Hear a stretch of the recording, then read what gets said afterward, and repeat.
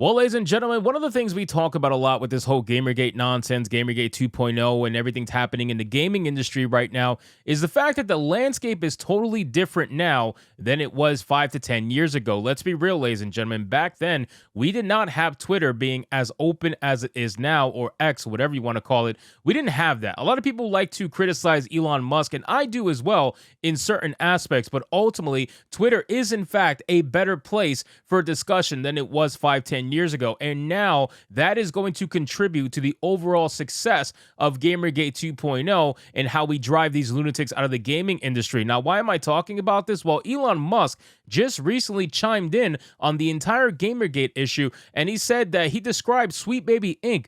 as an evil blight on the gaming industry. Go yourself. Is that clear?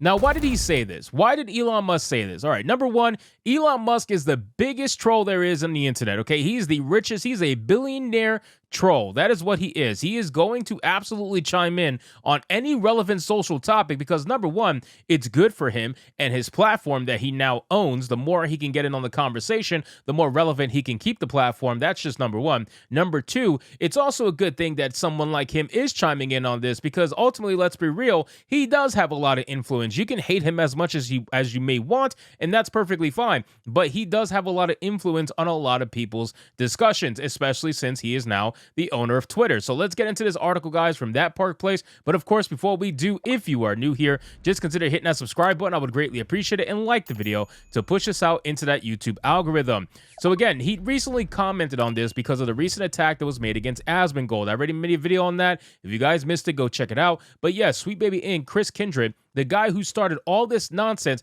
he's the one that just recently came out and tried to attack Asmongold again for being in Dragon's Dogma 2 with Capcom. So like he was trying to do this all over again, start an entire new harassment campaign, and I guess because he realizes that he could get away with it. No mainstream media outlet's going to call him out on the fact that he started the harassment campaign against Cabrutus. So of course he's going to be empowered to do it again with Asmongold.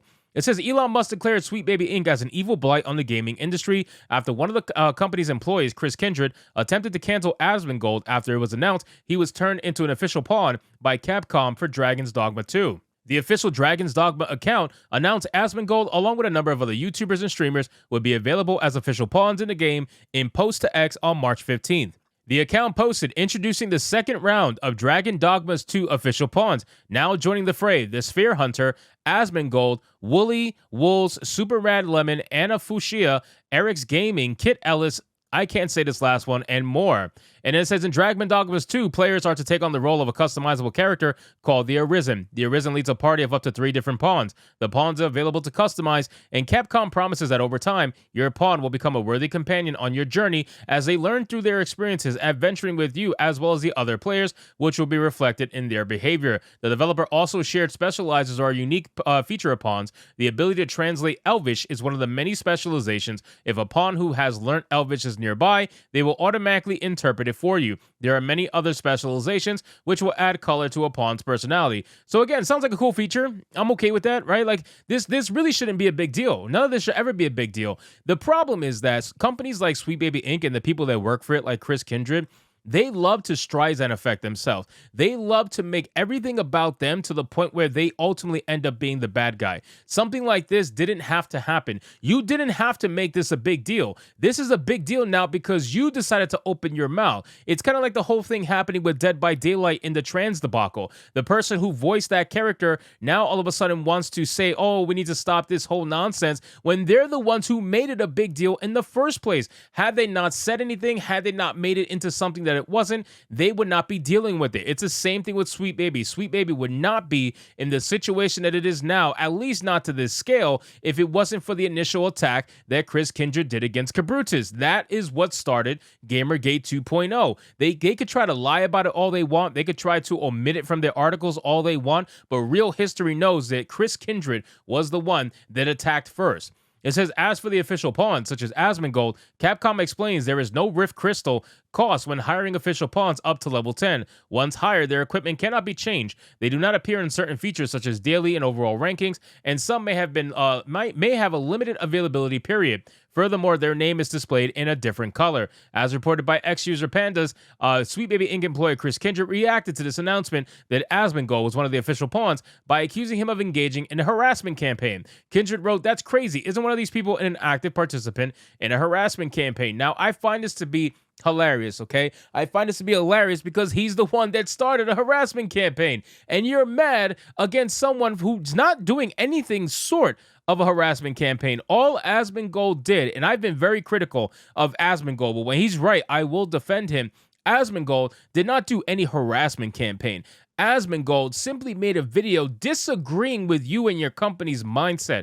That's all he did. A disagreement is not harassment. It may be to you because you're an ideologue and you're insane, but for most normal people, disagreeing is not harassment. A disagreement is simply a disagreement. You choose to disagree. That's it. You don't see eye to eye on a certain idea. But for someone like this, someone like Chris Kindred, who their entire work, their entire life, their entire existence is based in an ideology that you disagree, that's it. It's game over. Even if you don't, like, even if you're moderate, we've heard from these people that even if you're moderate, if you're in between, that counts as disagreeing and they don't want you. They don't like you. They want you gone. That's basically it. Chris Kindred is an extremist. They're all extremists over there at Sweet Baby Inc. and all these companies just like them. Black Girl Gamers, freaking Gamma Space, all these companies are just like that. It says ex-user Ian Miles Chung reacted to Panda's post writing, "This is going to completely backfire on Sweet Baby Inc., which is trying to get a popular gaming streamer canceled for not siding with them." Yeah, that's exactly it.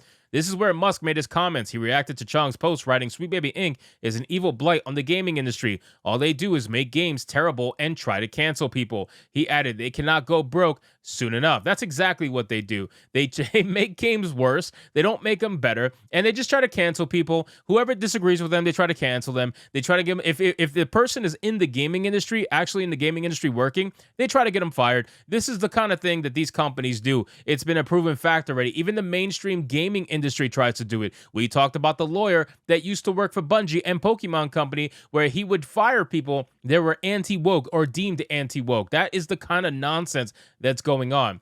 It says, as noted by both Chung and Pandas, Kindred is one of the Sweet Baby Inc. employees who led a cancel campaign against Brazilian gamer Cabrutus Rambo after he created a Steam curator list. The list includes all games that Sweet Baby Inc. have worked on that are available to purchase on Steam. The list currently has over 292,000 followers, ladies and gentlemen. 292,000 followers. They are nearing 300,000. That is absolutely insane. Shout out to Cabrutus for killing it with the Steam curator list. And you know what, ladies and gentlemen? Chris Kindred, I'm telling you, he cannot get it coming soon enough. He is going to absolutely realize the scale of fuck around and find out. And he is so high on the fuck around part that he is going to find out very quickly what happens when you continue to do absolute nonsense like this and get away with it. You're only going to get away with it so much before it doesn't exist anymore, and you're going to have a problem. So anyway, guys, thank you so much for watching this video. I hope you did enjoy it. If you did, consider leaving me a subscribe. I would greatly appreciate it. Don't forget to like the video,